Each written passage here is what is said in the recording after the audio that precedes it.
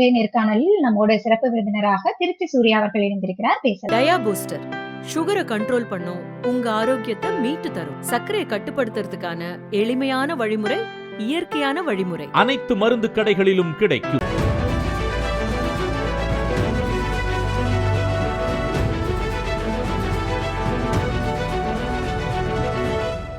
வணக்கம் சார். வணக்கம். இன்னைக்கும் தேர்தல் வச்சா திரும்பி யாருக்கு களம் நாளைக்கு சூடா இருக்குது, யாருக்கு சாதகமா இருக்குதுன்னா திமுகவுக்கு தான் சாதகமா இருக்குது. குறைகள் Opposite-ல இருக்குதா? தாவேக்கா நான் தியாகம் இருக்கிறாங்க. பேசலாம் மேடம். அவங்க ஃபைட் பண்றதுனால, அதாவது நான் தான் சொல்றேன்ல, ஏடிஎம்கேங்கிற ஒரு பெரிய பாரம்பரிய கட்சிய எங்க இருந்தோ வந்து அண்ணாமலை நாளைக்கு சப்ரஸ் பண்ணிட்டு அவரு தான் நாளைக்கு பூஸ்டிங்கா அப்போசிஷன் லீடர் மாதிரி ஆயிட்டாரு. அண்ணாமலைனால, அதாவது ஒரு கடல் அலையில முங்கக்கூடிய ஒரு செடி விஜய் மாதிரி சுனாமி வரப்ப அந்த செடி என்ன ஆகும்? நீங்க வெறும் அண்ணாமலைங்கிற ஒரு, அவருக்கு என்ன பெரிய நட்சத்திர அந்தஸ்தும் கிடையாது, பெரிய மக்கள் ஈர்ப்பும் கிடையாது, எதுவுமே இல்லையே. அவராலேயே ஒரு கிரவுட் புல்லிங் பண்ண முடியுது, ஒரு பெரிய மேஜர் ஓட்ஸார் எடுக்க முடியுது. 7 தொகுதியில டெபாசிட் போறீங்க, 14 தொகுதியில நாளைக்கு 4வது இடத்துக்கு போறீங்கிறப்ப, இந்த அளவுக்கு அண்ணாமலையாலே அதிமுகவை வீழ்த்த முடியுதுன்னா நாளைக்கு விஜயால் எந்த அளவுக்கு அதிமுகவுக்கு பாதிப்பு வரும்? மேடம், விஜயால் தமிழ்நாட்டு 26 அரசியலில் மாற்றம் வருமா அப்படின்னா கண்டிப்பா வரும். என்ன வரும் அப்படின்னு நீங்க கேட்டீங்கன்னா, அதிமுகவுடைய வாக்கு வங்கி உடையும், அதே நாம் தமிழர் கட்சியோட வாக்கு வங்கி உடையும். இது 2 தான். என்னைக்குமே நாம் தமிழர் கட்சிக்கு போற ஓட்டுங்கிறது எந்த ஆட்சியாளர்களையும் பிடிக்காம, அவன் பைத்தியம்னு தெரிஞ்சாலும், அவன் ஏதோ இல்லாத பதத்தான் தெரிஞ்சாலும் பரவாயில்லன்னு அவன் பேச்சுல மயங்கி சில பேர் போடுறதுக்கு அப்பாற்பட்டு இவர்கள் மேல இருக்க கோவத்துலதான் போடுறான். அவன் வேற யாரும் ரீப்ளேஸ் பண்றதுக்கு இல்லையான்னு நினைச்சுக்கிட்டு இருந்தானே தவிர, ஒரு தலைவர் வந்துட்டாருங்கிறப்ப இந்த ஓட் பேங்க் கம்ப்ளீட்டா யங்ஸ்டர்ல இருந்து கொள்கை ரீதியாக இருக்கிற ஆட்கள்ல இருந்து எல்லாமே அங்க போவாங்க. இந்த பயத்துலதான் சீமான் இப்ப விஜய் கடுமையா விமர்சனம் பண்றது. அதே அளவுக்கு அப்பாற்பட்டு நீங்க ஏன் அவர் கரப்ஷன் ஃபேக்டர்ல ஏடிஎம்கே டச் பண்ண மாட்டேங்கிறாருன்னா, அலைன்ஸ் வரணும் ஏடிஎம்கேங்கிறதுக்காக அவர் டச் பண்ணல, ஏடிஎம்கேவோட ஓட் பேங்க் வரணுங்கிறதுக்காக தான் அதை செய்யறாரு. முதல்ல பெரியார் கையில எடுத்தாரு, அடுத்தது அண்ணாவை எடுத்தாரு, அப்புறம் எம்ஜிஆரையும் எடுத்தாங்க. ஜெயலலிதாவை எடுத்தால் எங்க ஊழல் குற்றவாளியை நீ நாளைக்கு திரி தலைவர்கிற ரோல் மாடலுங்கிறன்னு சொல்லிடுவோன்ட்டு தான் செங்கோட்டையை ஜெயலலிதாவை எடுக்கிறாரு. இப்ப உண்மையிலே அதிமுக தொண்டர்கள் அவ்வை சண்முகி சாலைக்கு போறதை விட நாளைக்கு பனையூர் போறதுக்கு ரெடியா இருக்கிறான். ஏன்னா நம்ம தலைவர் எல்லாத்தையும் அவன் மரியாதை கொடுக்குறான்டாங்கிற மாதிரி. அந்த ஓட் பேங்க் இவருக்கு விஜயினால் நாளைக்கு 2026 என்ன சாதிக்க முடியும் அப்படின்னா, எனக்கு தெரிந்த அளவுக்கு அவர்னால் 15% மேல் வாக்கு வங்கியை காப்பாற்ற முடியும். எதனால? பெரிய விஷயம், ஃபர்ஸ்ட் எலெக்ஷன்ல 15% பெரிய குரோத் தான். எதனாலனா அவங்களுக்கு வந்து ஏடிஎம்கே அண்ட் நாம் தமிழர் கட்சியோட ஓட்ட புல் ஓவர் பண்றாரு ஒரு பக்கெட்டு. இப்ப இந்த நிலையில் என்ன நாளைக்கு இவங்களுக்கு தேவை? திமுகவை பொறுத்த வரைக்கும் இன்னைக்கு இருக்கக்கூடிய சூழ்நிலையில் நீங்கள் தேர்தல் நடத்தினால் திரும்பி திமுகவுக்கு தான் சாதகமா இருக்குது. என்ன, நான் அதுக்காக திமுகவை பூஸ்ட் பண்றாருங்க வாங்க, நான் சொல்றது கிரவுண்ட் ரியாலிட்டி அதுதான்.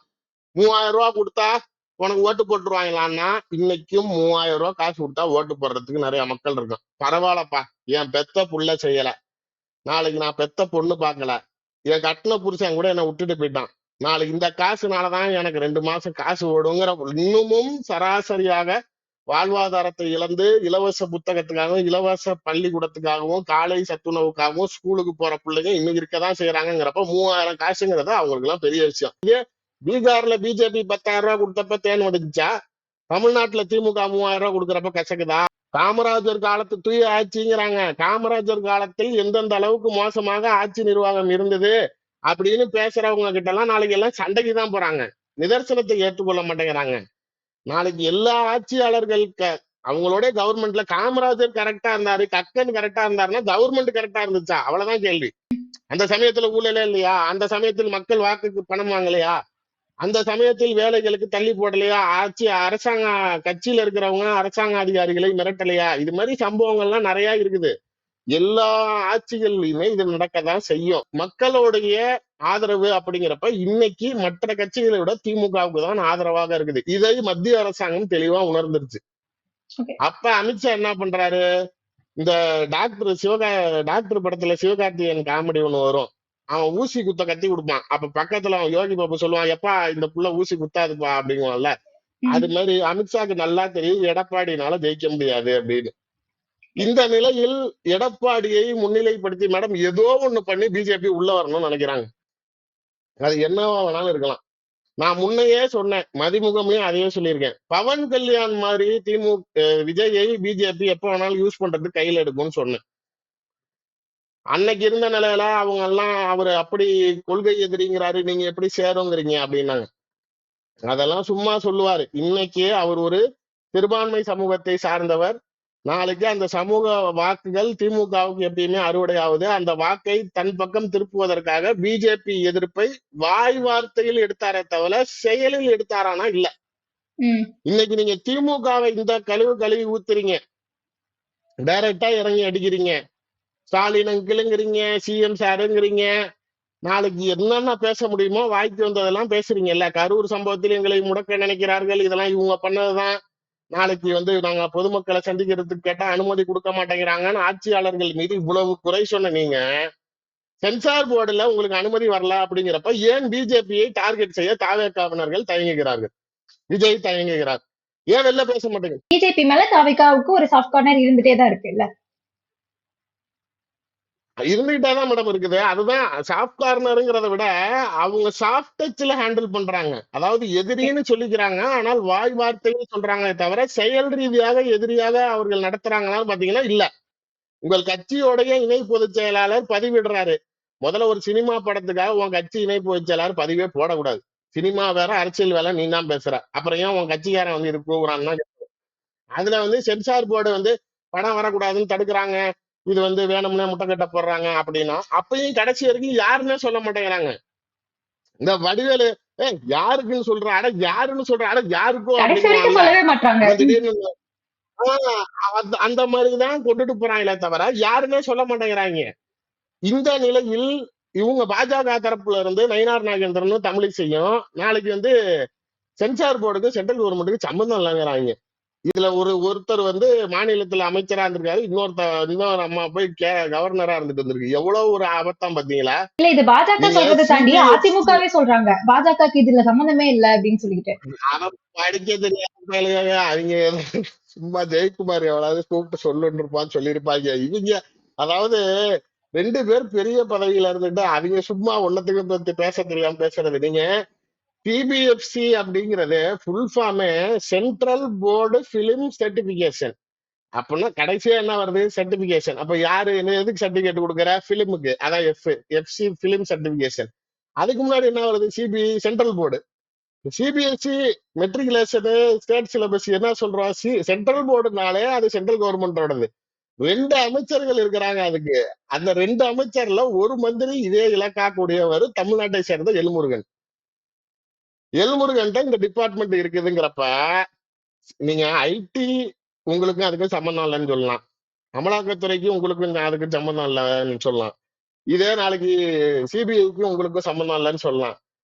சென்சார் போர்டுக்கு மேடம் அதுல இருக்கிற மெம்பர்ஸுக்கு பேசிக் நாம்ஸே பிஜேபியில, அதாவது 5 பேர் இருக்கிறாங்க, அதாவது ஒரு 3 கமிட்டி மாதிரி இருக்கும், 5 பேர் போடுறாங்கன்னா அதுல ஒரு ஆள் மட்டும் சினிமாக்காரரா இருக்கணும், மீதி 4 பேர் அரசியல்வாதிங்க தான். இது யாரு இருந்தாலும் சரி, காங்கிரஸ் சென்ட்ரல் கவர்மெண்ட்ல இருந்தப்ப காங்கிரஸ் காரனை போடும், பிஜேபி இருக்கிறப்ப பிஜேபி காரனை போடும். எனக்கு தெரிஞ்சே இப்போ ஒரு 3 லீடர்ஸ் எனக்கு தெரிஞ்ச, அதாவது வெரி க்ளோஸ் டு மீ, அவங்களே சென்சார் போர்ட்ல மெம்பர், எல்லாம் பிஜேபி மெம்பர்ஸ்.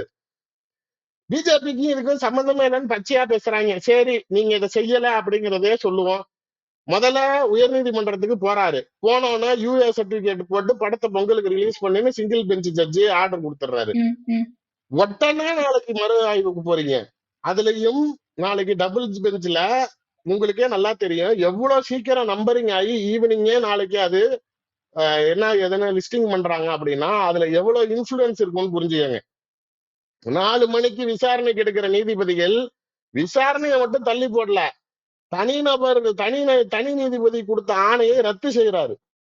படத்தை ரிலீஸ் பண்ண யூஏ சர்டிபிகேட் போட்டு ரிலீஸ் பண்ணுன்னு சொன்ன ஆர்டரை ரத்து பண்ணிட்டு நாளைக்கு நீங்க கேஸ தள்ளி போட்டீங்கன்னா அப்ப அந்த கேஸ் வர வரைக்கும் உனக்கு இது கிடையாது அப்படின்னு. அதாவது பொங்கலுக்கு படம் வராதுப்பா, உன் படம் வரும் ஆனா பொங்கலுக்கு கிடையாது அப்படிங்கறதுதான் இது ஒரு கோர்ட்டோட ஸ்டேட்மெண்ட் வச்சுக்கோங்க. இப்ப நெருக்கி நான் ஒரு 3 சப்ஜெக்ட் சொல்றேன், அதை நீங்க கொஞ்சம் சிங்க் பண்ணி பாருங்க. ஒண்ணு, நாளைக்கு இவருக்கு சிபிஐ ரைடு வந்துச்சு, உங்களுக்கு ஞாபகம் இருக்கு, இடி ரைடு வந்துச்சு, வருமானத்துக்கு அதிகமா பணம் சம்பாரிச்சுட்டாரு, அதாவது வந்த வருமானத்தை கணக்குல காட்ட மறுத்துட்டாரு அப்படின்னு சொல்லி இவருக்கு 1,50,00,000 வரி விதிக்கப்பட்டிருந்தது. அந்த வரி விதிக்கப்பட்டதுக்கு மெட்ராஸ் ஹைகோர்ட்ல இன்னைக்கு வழக்கு வந்துச்சு. இவர் அதுல இருந்து எனக்கு விடுப்பு கொடுங்க அப்படின்னு சொல்லி கேக்குறாரு. மறுபடியும் அந்த கேஸ் எப்ப தள்ளி வைக்கிறாங்க?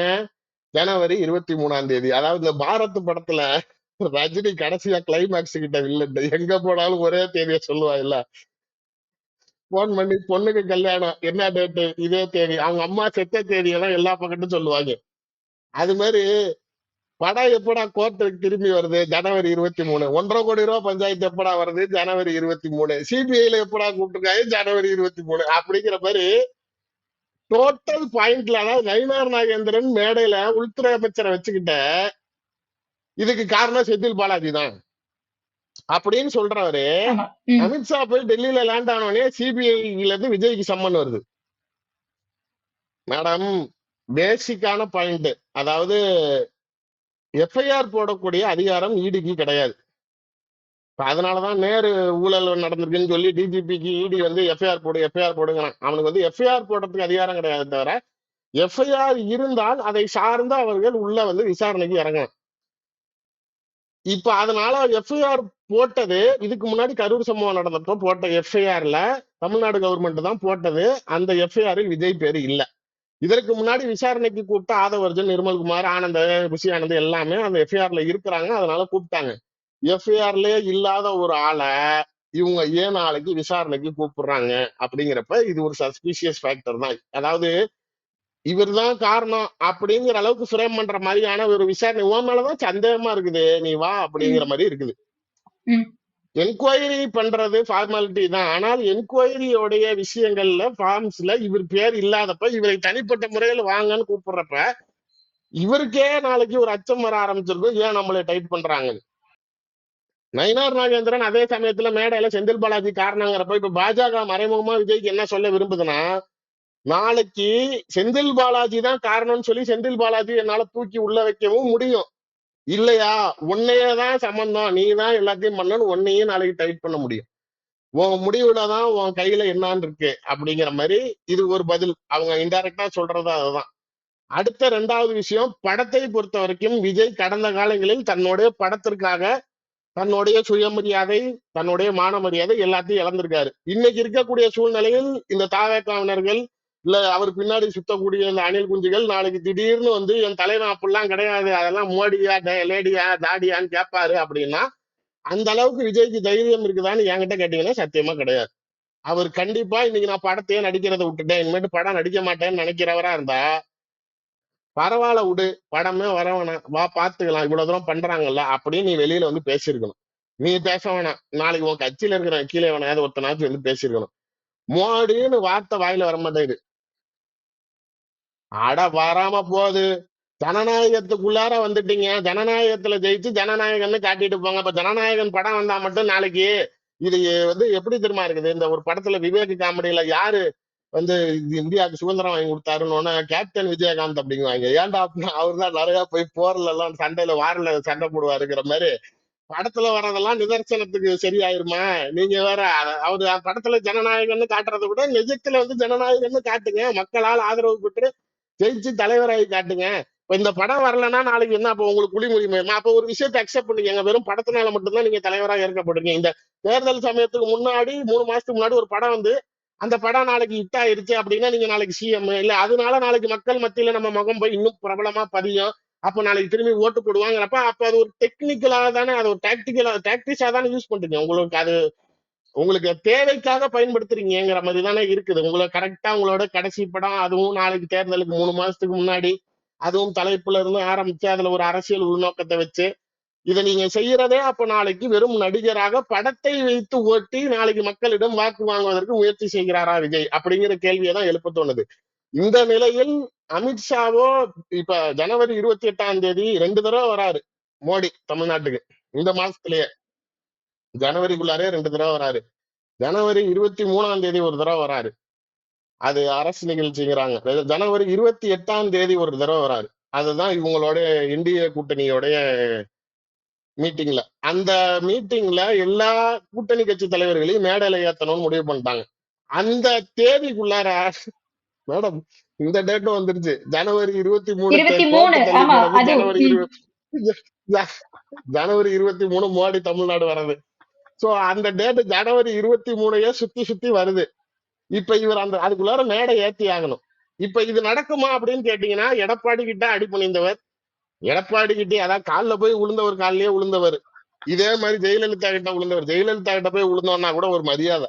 எடப்பாடி கிட்ட விழுந்தாரு. இதே உதயநிதி கிட்ட திரும்பி போய் எதிரின்னு சொன்னவர், அரசியல் கட்சி ஆரம்பிச்சதுக்கு அப்புறம் அவ்வளவு விமர்சனம் பண்ணவரு, அவரை நாளைக்கு திரும்பி உங்க படத்தை வேணுங்க ஓட்டணுங்கிறதுக்காக ரெஜெண்ட் கிட்ட போய் நின்னீங்க. இந்த நிலையில் உங்கள் படத்துக்காக அமித்ஷா கிட்ட நீங்க மண்டி போடுவீங்களா அப்படின்னு கேட்டா, எடப்பாடி மட்டும் அடிமை இல்லைங்க, நானும் அதை விட உங்களுக்கு சிறந்த அடிமையா இருப்பேன்னு இவர் போய் சரண்டர் ஆகிறதுக்கு உண்டான சூழ்நிலைகள் தான் அதிகமா இருக்குது. எதனால இல்ல இப்போ அப்படின்னா, இந்த கேள்வியுமே அதிமுக இருக்கு. பாஜக தலைவா படத்துல இல்ல அப்புறமா எப்படி ஜெயலலிதாவுக்கு அணிலா மாறினாரோ அதே மாதிரி இந்த ஜனநாயகன் படத்துக்கு அப்புறமா அமித்ஷாவுக்கும் ஒரு அணிலா செயல்படுவாரா? இந்த உருட்டு மிரட்டல்களுக்கு எல்லாமே இவர் அடிபணிஞ்சு போவாரா? கண்டிப்பா அடிபணிஞ்சிருவாரு. நீங்க அணிலுங்கிறத முடிவு பண்ணியாச்சு. அது யாருக்கு உதவுறா என்ன, ராமருக்கு மட்டும்தான் உதவணும்னு இருக்குதா என்ன?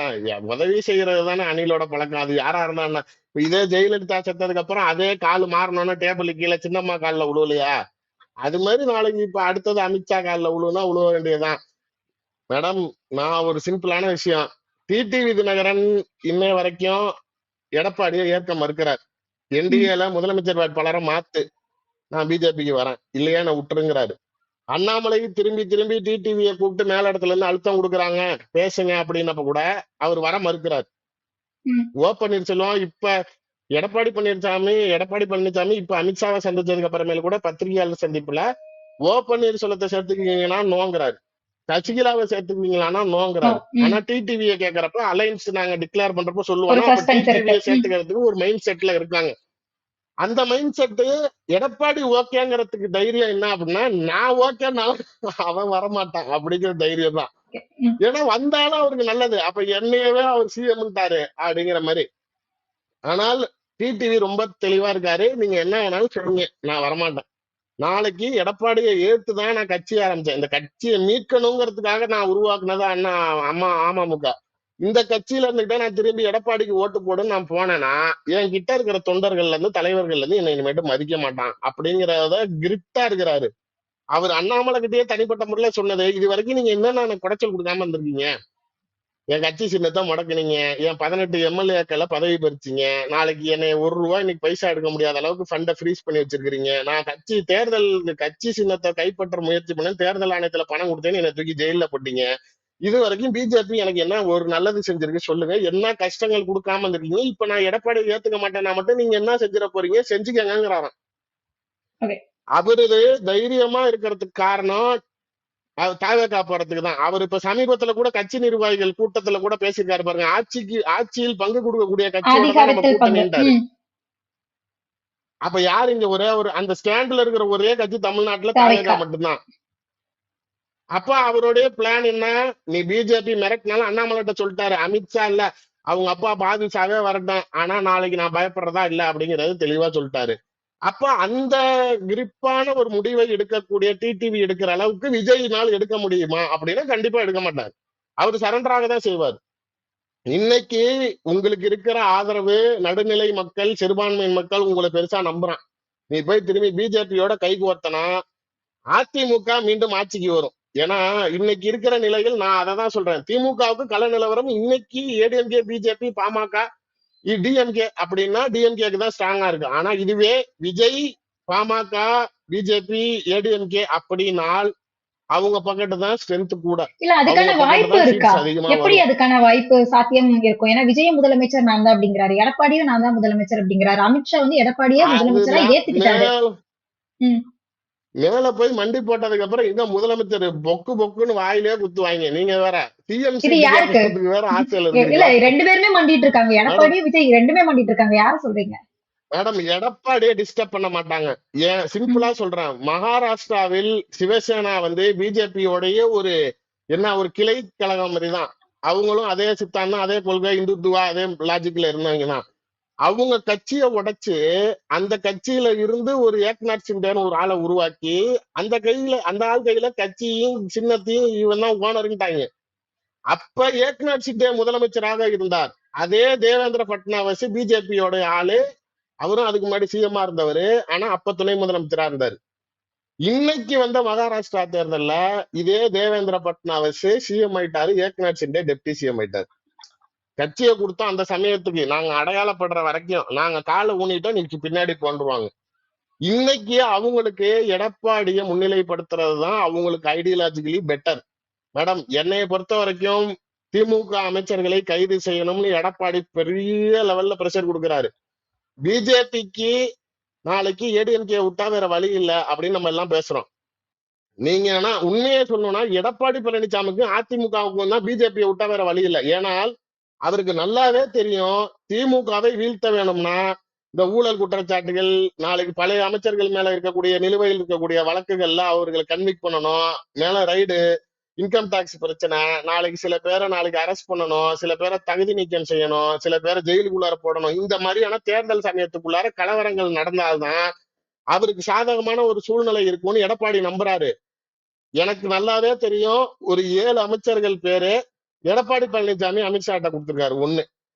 இதே தமிழ்நாடு கவர்னர் 5 அமைச்சர்கள் பேரு என்னென்ன வழக்குகள் நிலுவையில இருக்கு, இல்ல எந்த விஷயத்துல இவங்களை லாக் பண்ணலாம்னு அவரு கவர்னர் ஒரு 5 பேர் கொடுத்திருக்காரு. நயினார் நாகேந்திரன் அவரு பாஜக மாநில தலைவருங்கிற முறையில அவரு ஒரு 6 பேர் கொடுத்திருக்காரு.